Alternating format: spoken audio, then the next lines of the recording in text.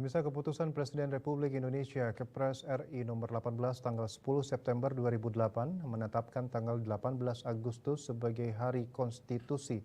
Dari perspektif ketatanegaraan, Kepres RI tersebut adalah dokumen hukum yang memperkokoh legalitas historis pembentukan Negara Kesatuan Republik Indonesia atau NKRI berdasarkan Undang-Undang Dasar 1945. Tindak lanjut Proklamasi Kemerdekaan Bangsa Indonesia tanggal 17 Agustus 1945 menjadi negara bangsa yang merdeka dan berdaulat sebagai hasil perjuangan pergerakan kemerdekaan Indonesia. Pemerhati masalah budaya, sosial, dan politik kebangsaan Nur Rahman Urip memaparkan panitia persiapan kemerdekaan Indonesia pada tanggal 18 Agustus 1945 menetapkan UUD 1945 menjadi konstitusi NKRI. Maka penetapan tersebut pada hakikatnya bermakna bahwa UUD 18 Agustus 1945 dan Proklamasi Kemerdekaan Bangsa Indonesia pada tanggal 17 Agustus 1945 merupakan satu kesatuan dan menjadi tonggak sejarah berdirinya negara bangsa Indonesia, sehingga kedua peristiwa sejarah itu bersifat manunggal, tidak dapat dipisahkan oleh siapapun dan pada saat kapanpun.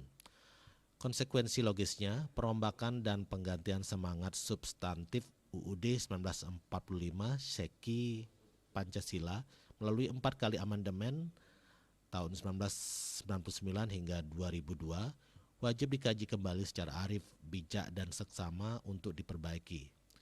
Perbaikan diperlukan sebagai urgensi tindakan damage recovery secara beradab dan bermartabat oleh sesama anak bangsa melalui Forum Urun Rembugan Kebangsaan URK sebagai sarana dan wahana merumuskan titik temu, titik tumpu, dan titik tuju mencapai tujuan nasional, yaitu NKRI yang merdeka, bersatu, berdaulat, adil, dan makmur. Forum URK ini merupakan titian merintis rekonsiliasi antara pengusung hasil-hasil 4 kali amandemen UUD 1945 dan pendukung menghadirkan kembali UUD 1945 untuk disempurnakan melalui adendum.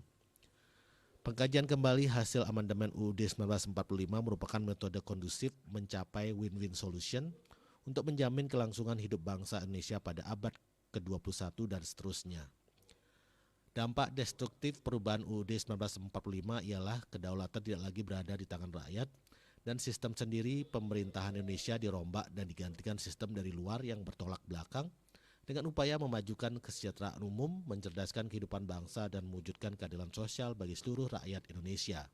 Dengan demikian, pemilihan umum pemilu tanggal 14 Februari 2024 adalah momentum perintisan upaya dan kegiatan rakyat sebagai pemilik suara, atribut pemegang kedaulatan agar tidak lagi sekadar follower tetapi trendsetter proses dan hasilnya. Hak konstitusional sepenuhnya rakyat di bidang politik dan ekonomi wajib diperjuangkan agar dipenuhi pemerintahan Indonesia merujuk alinea keempat pembukaan UUD 1945.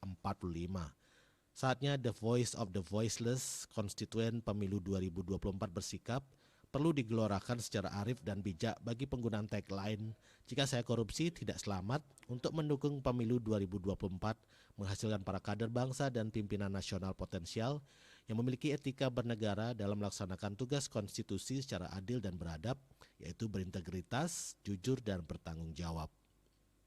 Bali Pos melaporkan.